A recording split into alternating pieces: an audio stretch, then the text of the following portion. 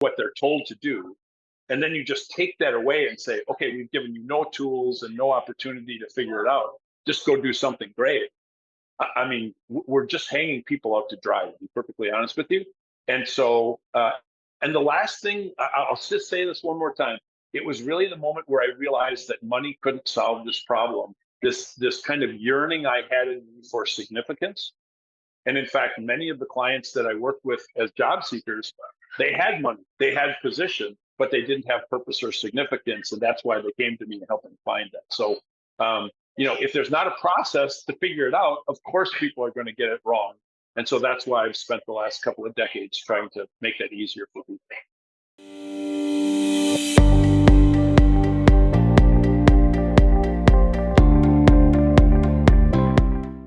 Chris Czarnik is not your average HR expert. He's a visionary who has revolutionized the hiring and employee development landscape. With a background as a former military officer, Chris embarked on a mission to redefine job search methodologies, leading to the creation of the human search engine.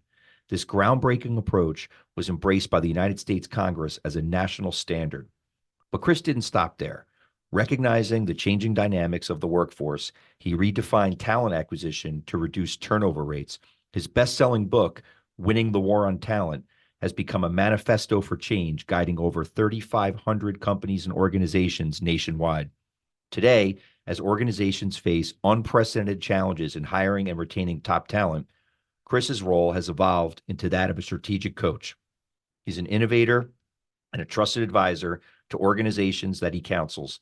Through customized solutions, he empowers CEOs, leaders, and organizations to create environments where talent thrives and business objectives are exceeded. As a subject matter expert and top speaker for Vistage, the world's largest CEO coaching network, Chris's mission is clear: to equip organizations with the tools and insights to win their own wars for talent. In a time of constant change, Chris's expertise reinvents how organizations perceive and nurture their most valuable asset, their people. So let's unravel the fingerprints on success of Chris Czarnik. Hi, everybody. Welcome to the show, Fingerprints on Success. And I'm here with Chris Czarnik. Chris is an entrepreneur. He's an author of the book, The War on Talent. And I'd like to also mention that how I came to know Chris was I was attending a national conference, and there was going to be a huge segment at this conference on how to retain talent and how to get talent, first of all, and then how to retain talent. And even though it was a conference that's outside of my profession, I found the subject matter so interesting that I sat for the whole 3 hours and was really just like blown away by Chris's presentation. So much so that full disclosure, we engaged him to come and do some services and help our law firm, which was a huge success. So, Chris, first of all, welcome to the show. Well, thank you. I'm so excited to be here. And more importantly, our conversation started almost a year ago. And I could see immediately the connection, not only between the two of us, but also for the topic and how it affected your organization and maybe the organization of many organizations that you guys interacted with on a daily basis. So I'm grateful to be here. Thank you. And I think that for our listeners, which are, we're basically driven by the community of entrepreneurs and business owners, constantly, both in counseling those entrepreneurs and in talking to people that have been guests on our show, people regularly talk about biggest challenges that they have, and getting great people and retaining great people comes up over and over. So there's a whole bunch of reasons why I brought you on the show, part of which is all learning about your entrepreneurial journey yourself and building your own successful business and enterprise. But also, helping our entrepreneurs and glean some insight from your experience. So give us a little, for our audience, for the people who don't know you, tell us a little bit about you and what you do and how you got into it. Yeah. So again, happy to be here. My name is Chris Czarnik, and I have actually spent the last 20 years figuring out why people go to and leave organizations. It's been my life's work for a couple of decades. And in fact, before I ever helped companies find talent, I spent 17 years teaching talent to find you. In fact, I was one of the best known career coaches in the country between 2002 and 2017 or 18. And I've been involved in some number, about 10,000 job searches in my life. So as one CEO said on the Vistage tour, if you're fishing for talent, Chris just spent 17 years with the fish. And I will tell you that the interesting thing about that work is it all came from the fact that I never had a class or any kind of preparation in my life, high school, college, any of my work, to help me figure out where to go to work and how to find it. And so as a person who grew up in manufacturing and as a process manager, I decided to create a process that was essentially a research project on yourself and where you belong in the world of work and how to find it. And in addition to that, you think about how important it is to find the right job or the right career. Well, you would never buy a house without research. You would never buy a car without research. And yet most people in the United States find their job by sending a resume to a person they've never met at a company they've never heard of for a job they've never done. And so my process, Human Search Engine, which I created, was actually identified by the 113th United States Congress as a national job search model. And in 2016, it was adopted by Congress as a form of outplacement or a tool in outplacement for members of Congress and their staff when they get voted out of office and leave Congress. And so it's really important that people to understand that none of this is theory. It's all based on what I learned from those 10,000 job seekers. And now I'm teaching you how to connect with them because there are great people out there, but most of them are not in the job they want. They're in the job they could get. And none of them had a class anytime in high school, college, or even in their master's program, if they went that far, to help them figure out where they belong and how to find it. So it didn't exist, so I built it. And Chris, you've built a successful company. You're nationwide in scope, and you have clients all over the country. And when you think back on your personal entrepreneurial journey of success, were there certain guiding principles or philosophies that you had that you think have been a major contributor to the success you've enjoyed as an entrepreneur yourself? Yeah, I think the answer was, I grew up in a small city outside of Appleton, Wisconsin, a tiny place. I grew up in a family of 10, very humble beginnings. And so once I realized that the goal was not money, the goal was making a difference in the world, and the fact that to recognize that I had been a speaker, a teacher, a trainer in every part of my life that I really enjoyed, whether it was debate in high school, whether it was delivering a sermon at the church as a guest speaker, whether it was counseling my own children, I realized that where I could provide the most value to people and the world as a whole was to gather and transfer information as widely as I could. And so I think, to be perfectly honest with you, the moment I realized that my life was not about me, that's the moment where I realized that on this entrepreneurial journey, for all of us, any knowledge we gain, I'm 62 years old now, right? So any knowledge that I've gained in these 62 years that I don't actively give away and teach to other people is wasted, right? If somebody has to relearn it. And so that's what's driven me. And more importantly, this idea that when the light goes on in people's eyes and they realize that they actually have a choice where they go to work, they have control over it, and they can figure out how to put a square peg in a square hole. Since I came to that conclusion, life has been pretty fantastic. Yeah, I think, what you're really describing, I think, is purposeful work, right?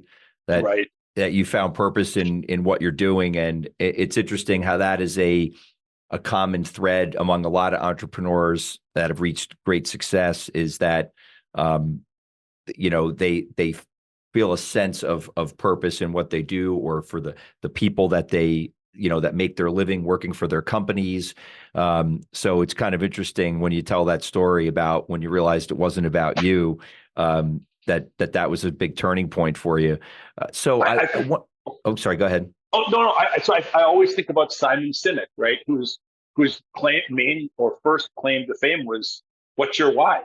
Right? And so that's which spoiler alert, I'm going to ask you later. Okay. Deal.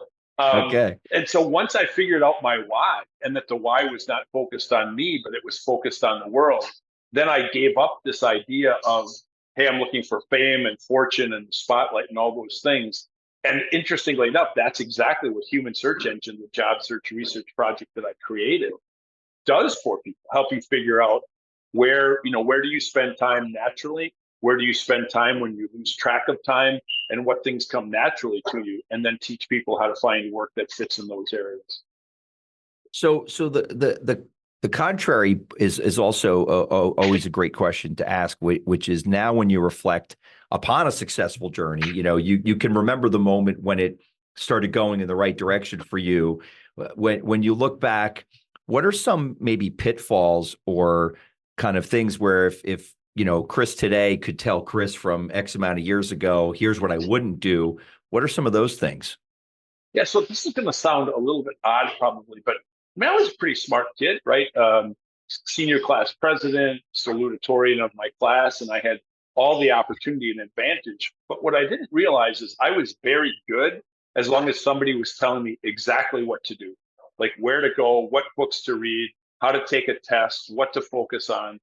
And then at 18 years old, we take that same kid that we've told exactly what to do since they were 5, and we push them out the door and say, okay, now go do something great.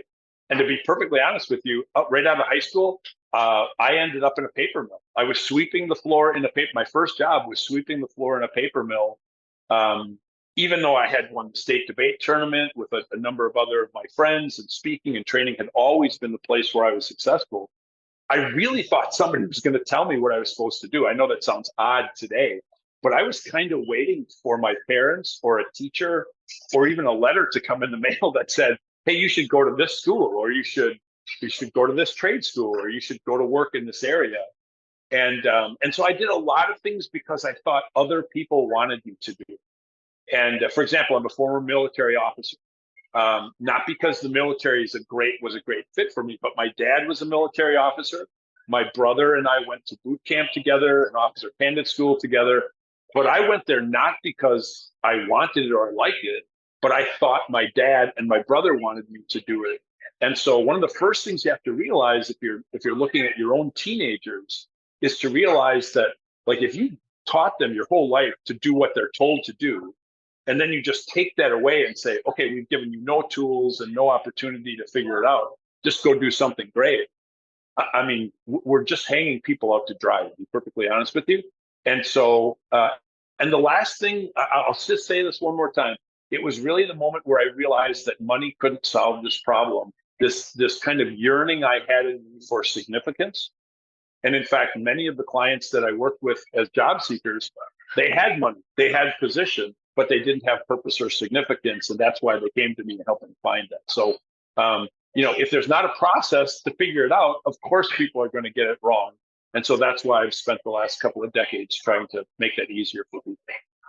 Yeah, well, you've helped a lot of people along the way, both individuals and companies. One of the reasons why we call the program Fingerprints on Success is we love to talk about the impact that mentors have, or people of significance in other people's lives that make a real impact or influence. When you think about your success and entrepreneurial journey, are there some people in that, that history that when you look back, you say, but for them, maybe this wouldn't have gone the way it's gone, and maybe I wouldn't have had this kind of success? Yeah, there are 3 that immediately come to mind. I won't take a lot of time with them, but I definitely want to call them out because, like you say, none of this happened. So the first one is Ron Ernst. Ron Ernst was my English teacher in high school, but also the debate and forensics coach at Kimberly High School. And, I was this, believe it or not, you've met me now, but I was this insecure, scared kid who saw some potential in me and said, hey, you should go out for debate. And I didn't think I could do it. I would have never done it on my own. But he saw something in me early on. And he had created great debate programs at the high school. And they had won several state championships, and some of them have gone to national. So Ron Ernst, for sure. And I got a chance about a year ago to go and thank him 40 years later for that opportunity, which was pretty cool. The second one is Dr. Susan May. Dr. Susan May was the president of Fox Valley Technical College, which is a technical college near my hometown.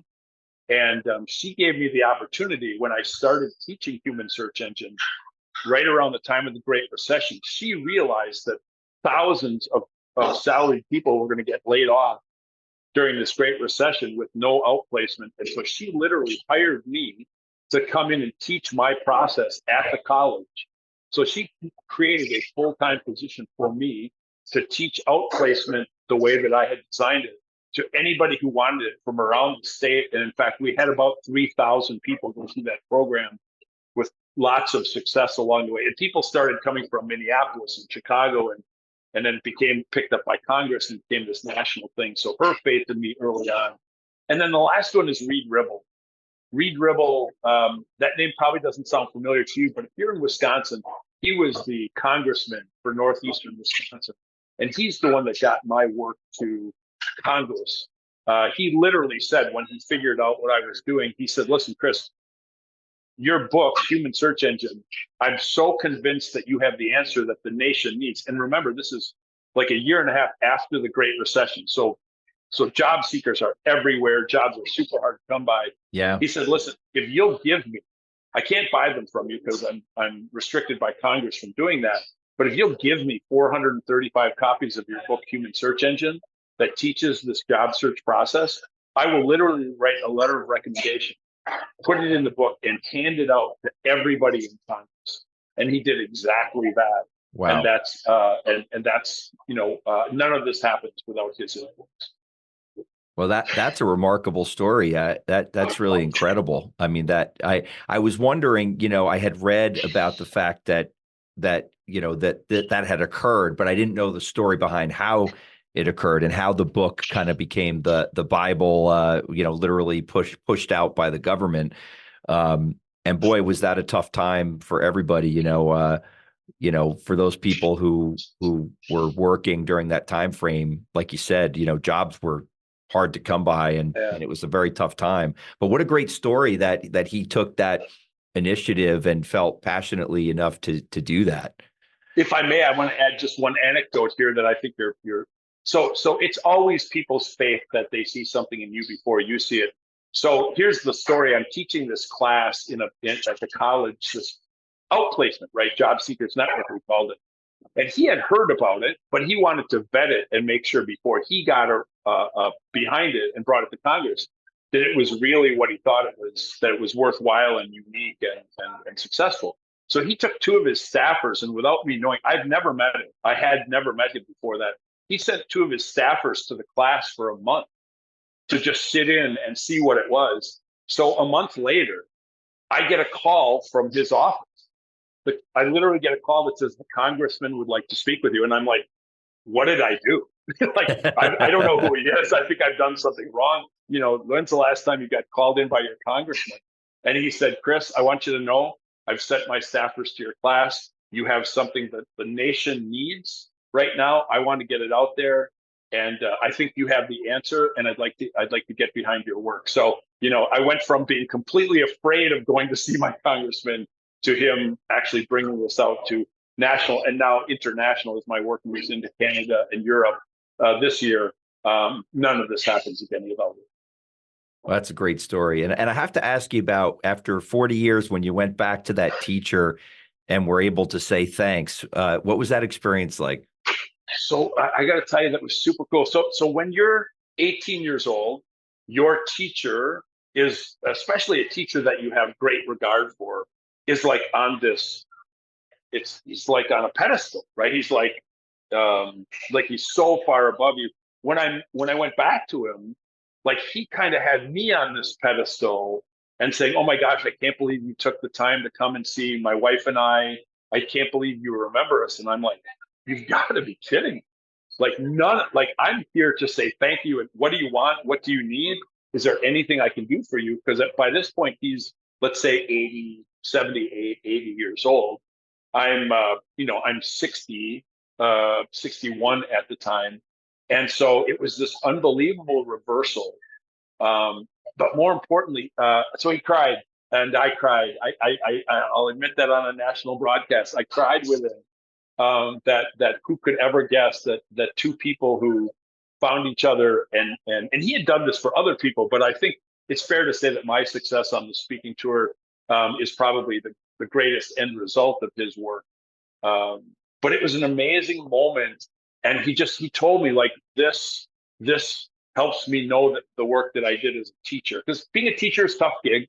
Not everybody's not everybody's an A student or even, wants to be in the class. But he said this is one of those things that made it all worthwhile. Well, I can relate to the story, and because actually this guy doesn't even know it yet, but I had a little league coach when I was in my teens, a baseball coach who, when I think back on my life, the guy made a huge impact. I mean, really a special person.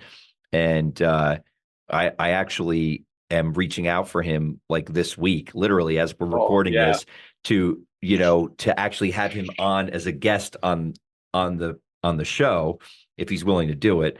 And a big part of it is just to be able to say thank you, because it was one of those things where you start reflecting and you start thinking about these people that made a huge impact on you and how it's life changing. And for them to not know that they changed your life is kind of like it's like a sad missed opportunity, right? Right. What a wonderful way to honor that person, and more importantly, that it completes the circle, right? That's what we're supposed to do. And then we thank that person, and then we take somebody else under our wing and we pass that information on. Yeah. So I'm glad you're taking the time. I think you'll find it super rewarding. Well, you perfectly segued right to my next question, which is now you're a guy who just went through just 3 huge, important, influential mentors in your life that made a huge difference. What do you do to pay it forward? What are you trying to do to kind of be that for somebody else? So I do a lot of nonprofit work. I do my work, Winning the War for Talent, where I actually do consulting with companies.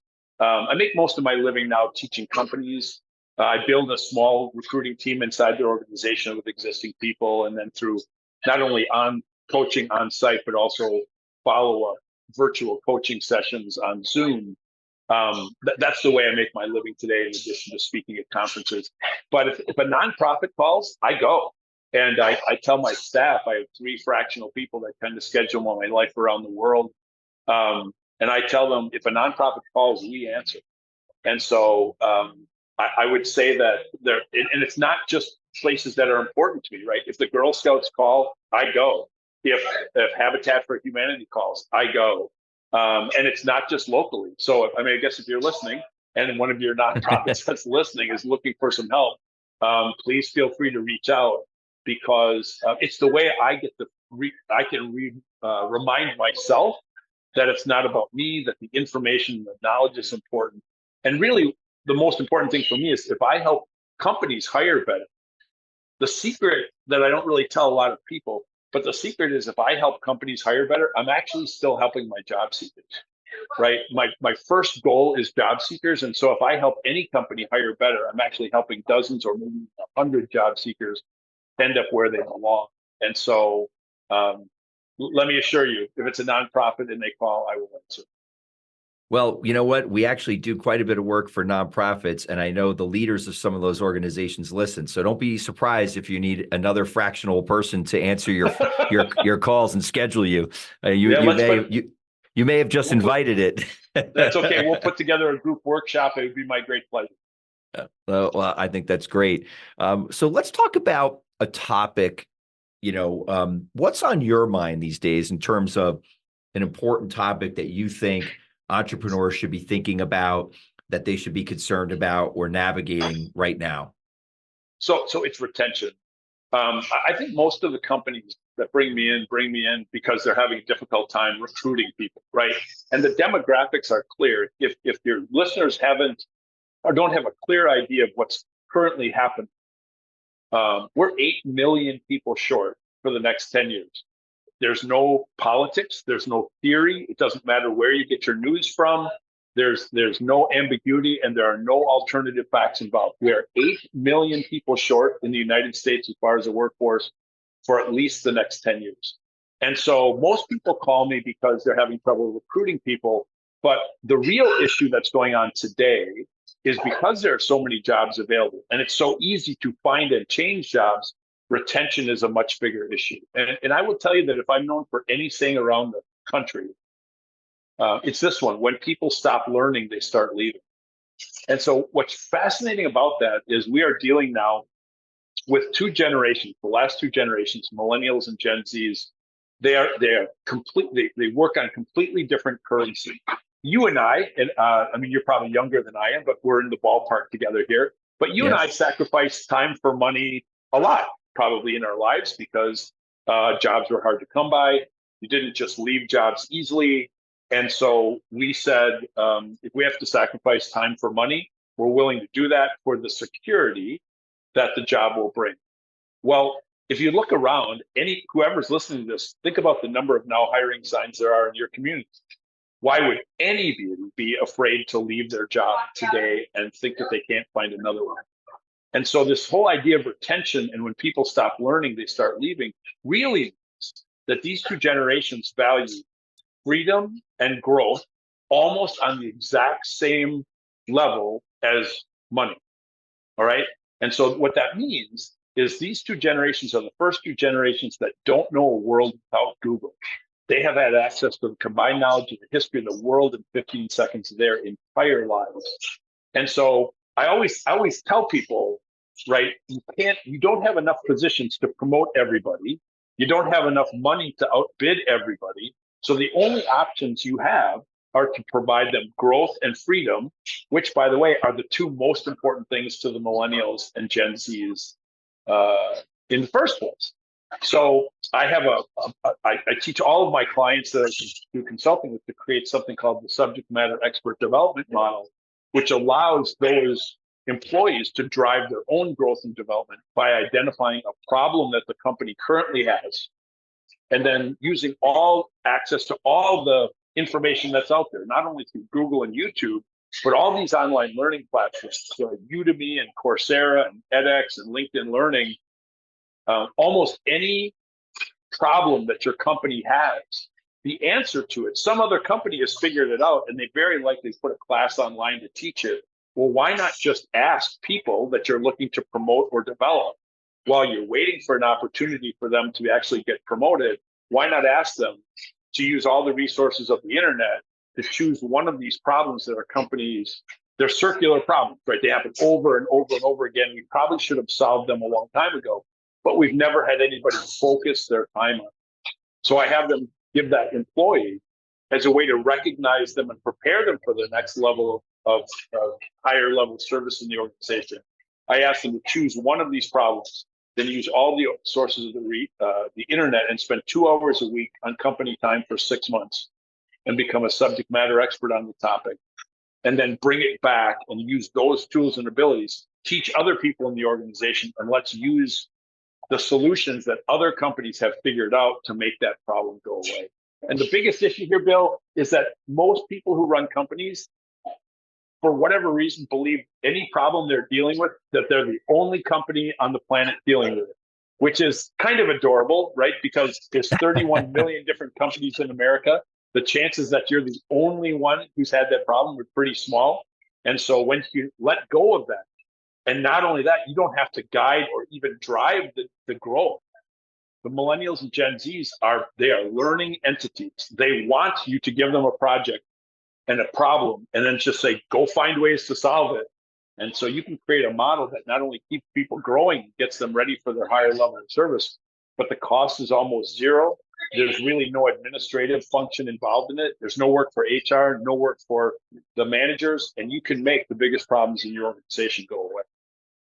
Yeah, well, I think you're nailing that issue about retention. I thought, one of the things that really I connected with when I saw you speak for 3 hours that time in North Carolina was how you backed up all your theories or your ideas with data. Yeah. And, because it's one thing to have an opinion, it's another thing to back it up with data. And one of the most striking things that you pointed out that I had never really given any thought to, and probably most entrepreneurs and business owners haven't, was the shortage of actual living human beings for the jobs, right? And that whole, you put a chart up, and I remember seeing it, that showed that the current kind of, I'll call it the current prime working generation, the people that are in their working prime right now, is like the smallest generation we've ever had in terms of number of people. So if you don't mind, I'm going to take a second and just describe that. Sure. Yeah. So it takes 3 generations to make up a workforce, because each generation is 17 years long, and people are in the workforce about 50 years. So we always have around some number around 3 generations, sometimes 4, but usually 3 in a workforce. So the generations that we have relied on for the last 40 years had a total of 219 million people in it. All right. Well, the largest generation of that, baby boomers, which maybe you and I are both in, but although you might be younger, so I don't want to put you in that category unless you're there. Yeah, it's the gray hair, Chris. It's what can I do? It's the gray hair. Full disclosure, I'm 52 as of the other day. So totally cool, right? So you are definitely Generation Xer. My apologies for that. I'm an X. I just missed the baby boom. I'm an X. Yeah, gotcha. So anyway, the largest generation in the history of this country, baby boomers, are currently 79% out of the workforce. In 2 years, they're going to be 93% out of the workforce. So you take out 75 million people in the baby boomer generation, and the generation that's replacing them at the bottom, Generation X, only has 67 million people. So we no longer have 219 million people in the available workforce. We have 210.5 million people in the available workforce. We're 8.5 million people short for the next decade. There's no discussion. There's no theory. There's no nothing. It's math. And so there are not enough breathing human beings in America to fill all the open jobs that are being vacated by my generation at a rate of some 12,500 people a day. So you can choose not to take this seriously, but there has to be winners and losers in this war for time.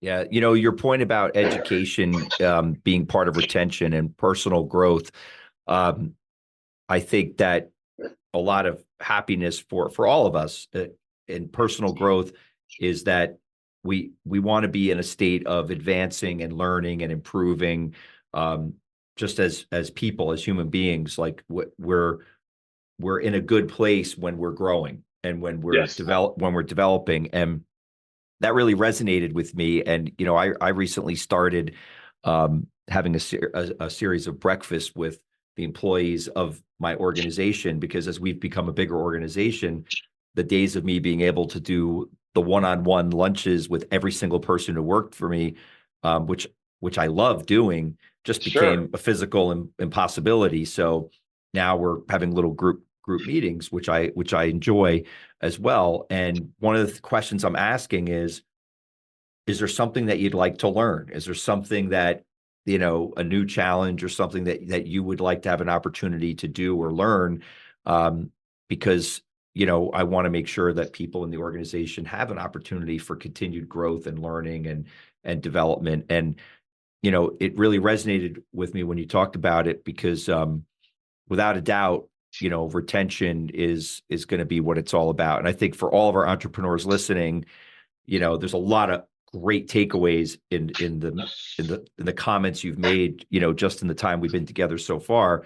And maybe that and the data behind it is probably one of the most profound pieces, because like I said, that to me, lots of people have opinions. God knows I'm around a lot of lawyers all the time. I know there's a lot of opinions, but data doesn't lie. The numbers don't lie. It's math. So in any event, go ahead. Sorry. So Bill, there's a fascinating thing if you think about this. I mean, you may choose not to want to develop your people, but I want you to think about this for a second. So there's 2 things. Number one, there's an old comic around business that says, well, what if we train up our people and they leave? And the other person comes in and says, yeah, but what if we don't train them and they stay? Right. So that's the first problem. And the second problem is you've taught your HR people or anybody doing recruiting only invite in people to interview who want to drive, have growth, develop, and have initiative, right? We only let those people in that want to develop and grow. And then you bring those people in and you don't have a way to develop and grow them. And then you're going to ask me why they're leaving in 3.4 years. That the average millennial has changed companies, not jobs, but companies every 3.4 years, not because they wanted to, but because when they stopped learning, they started leaving. Yeah, I think it's a great point, and it's playing itself out in real time, like you said. So let me ask you this, Chris. I said I was going to ask it early on when I said spoiler alert, because you had to mention you mentioned Simon. So at this point of your career, as we talked about a long time ago, you discovered for you, even though you've been successful and made a lot of money, that it wasn't all about money and that there was purposeful work driving you. So now, you're successful, you have a national and now international reputation. What is your why? What keeps Chris Czarnik going? What's got you excited and moving forward, and what makes you tick, Chris? Well, I think remember, my generation did not have nearly the access to information that your generations do. So I'm all into all these learning platforms and figuring out the different ways to develop learning LMSs, right? Learning management systems, and going on LinkedIn and LinkedIn edX and Udemy and Coursera and all these other places. And what I desperately want to tell companies, my why really starts with, I need companies to know that people are not in the job they want, they're in the job they could get. And that talent is literally as close to you as the place that mixed the paint for you at Home Depot part-time, right? You're going to run into people over and over and over again. And if you start seeing them through different eyes, which is, let's not assume that the job people are in are the job they were meant for or best at. Let's make the assumption that the job they're in is just the one they could get, given the certain circumstances they were in. And that there are people showing up reliably every day for way worse jobs and worse. There's no such thing as a bad job, as my dad would say, but I would say worse pay, worse environment, worse culture, working conditions. But there are people every single day. And if I can convince people of two things, that your talent that you complain about, right? We complain about, and you see on the news, nobody wants to work and everybody's lazy. And none of that's true, by the way. Let all of that go. Because if all millennials were lazy, then how do you explain the great talented millennials that are currently running your company today? If everybody wants to work virtually, how would we explain the fact that most people want to show up to work? So if I can convince companies of that, and more importantly, that I can convince people that with this number of jobs available, the opportunity to find where you fit and where you can add the most value, not only to the company, but to your own life and to your family's life. Wow. I mean, every single day, I know this is going to sound a little bit corny, but every single day I wake up and realize that 51% of everybody in America, according to the New York Times, is in the wrong type of job. Just think about that for a second. 51% of everybody in America, based on their statistics, say that they're in the wrong job. And I get a chance to fix that. So, someday, 20 years from now, my work will be in the hands of people who can bring it forward to other people. And I get a chance to change maybe tens of thousands of people's lives and maybe thousands of companies' destiny. That's a pretty good why. Yeah, I would say so. I think it's a great place. I think it's a great place for us to maybe call it an interview, so to speak, because I don't know where to go after that. That's profound, and I mean that. I mean that sincerely. Like, that's really it's purposeful work, and you're doing a great job of it. And Chris, I really want to thank you for taking the time and coming on Fingerprints on Success today. And really, it's been a pleasure to know you, to work with you, and to have you as a guest on our show. That's very kind. I mean, if people want to know more, they can always go to chrisczarnik.com. I have a YouTube channel, and I got to tell you, for a farm kid from Appleton, Wisconsin, this is a pretty big dream. But you will find, if you do any research on my work at all, that my job is to teach you how to fix it once and for all. I'm not a chiropractor. There's 10 million companies currently dealing with talent issues in America, and there's one of me. So I'm a surgeon. I come in, teach you how to fix it, and build a team that can fix it forever, because there's too many people out there that need help and too many job seekers who need to find the right place. So I'm super grateful for the opportunity.